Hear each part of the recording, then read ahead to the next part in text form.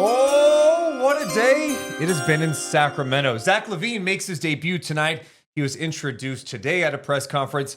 And just about an hour ago, we find out about the Kings making another trade. Mark Stein was first. Shams Charania confirmed it. The Kings are acquiring big man. Dog. Jonas Valanciunas from the Washington Wizards. In return, they're sending Sidy Cissoko. Hardly knew ya. He's going to get a good opportunity in Washington and 2 second-round picks. So the Kings have needed a backup big. Your reaction to the Kings landing Jonas Valanciunas?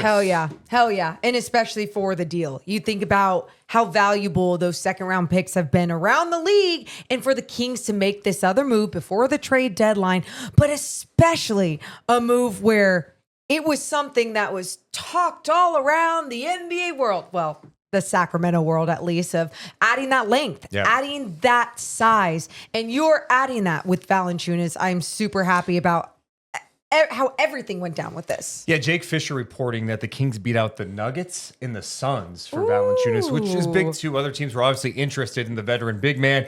Look, he's not going to come in blocking shots. He's not super athletic, but you know what he is? He's big. Yeah. He's strong. And this Kings team has lacked toughness. There's no denying it. This guy is tough. He's a great rebounder. He hits mid-range shots. The problem with the backup spot for Sacramento, it's been a revolving door for how long? JaVale McGee, Alex Len, Mamish Keita. You know, the list goes on. Yep. Yeah. And now you have a legit guy who's been a starter in this league, can be a backup in this league, has experience. I love the pickup. And this year, he's averaging 11.5 points a game, 8.2 rebounds, and a good offensive rebounder as well. And like we said, that's off the bench. And you just think about the numbers that he's providing off the bench, how the Kings are also looking at a problem that they have with that bench depth. And now they're finally adding there as well. Someone who could score off the bench too. Impactful off the bench. This is someone that we've been talking about for a while that we would love to see. And someone who is willing to come off the bench behind Domas Sabonis. That's another thing in this league. How many times we've talked about, well, who wants to come off the bench and be good enough behind Domas, but then wants to come here as a free agent in this small market in Sacramento. You finally find a way by making a trade and making a good trade too for this, especially before the trade deadline. Again, I said timing, because we keep talking about, okay, well, the addition of Zach LaVine, what is it going to be like? Is it a lateral move, or are you going to start doing other things? And you're starting to see other things being done. We were talking about this before we came on too, the relationships between some of the guys in Valanciunas. So Valanciunas played with DeMar DeRozan in Toronto, and then he's also super tight with Domantas Sabonis. Those guys go way back, both on the Lithuanian national team. They worked out together over the offseason. They're close friends. So good for vibes. I also know someone who spent time with him in New Orleans who says he is the best nicest guy ever. Like, great leader, great locker room presence. So I think overall, it's a really, really solid move for the Kings.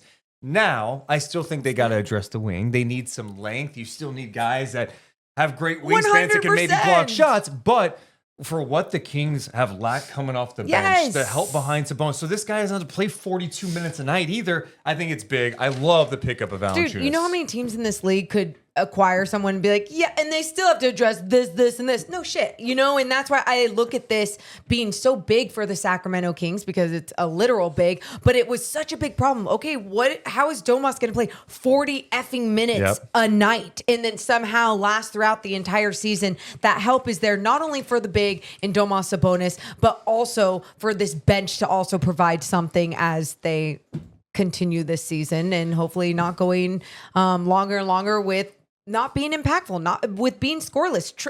Now, Trey Lyles also has, just had a good game coming off the bench, but like, it's been here and there. We need to see the consistency there in this team come together. Yeah, and the problem is, like, you've been going to Alex Len sometimes. Yes. Alex Len has not been a threat at all. No. Zero offense, and the floor is just shrinking. Yes. Valanciunas is going to set brutal screens. He's going to, if you drive on him inside, he's going to foul you hard. You're going to notice him. He's a presence down there. Well, and now there might be even certain matchups in this league where you're playing against two bigs or a bigger team, and now you have a bigger lineup that you can throw at them in different times throughout a game. So, yeah, super excited about this. He's got a 7'6" wingspan, by the way. That's kind of crazy. I mean, I don't think his hops are very high. They're like yours, but it's credit card okay. hops. I mean, close to 7 foot. 265. This guy is just a truck and a half. Anyway, we're going to be live after the Kings Magic game tonight to talk more about this, talk about Zach LaVine's debut. Let us know in the comments below how you're feeling about this move. Hit the thumbs up and subscribe. Deuce and Mo. Deuce and Mo. Deuce and Mo. They tell you what they know. Deuce and Mo. Deuce and Mo. Deuce and Mo. The podcast that you know.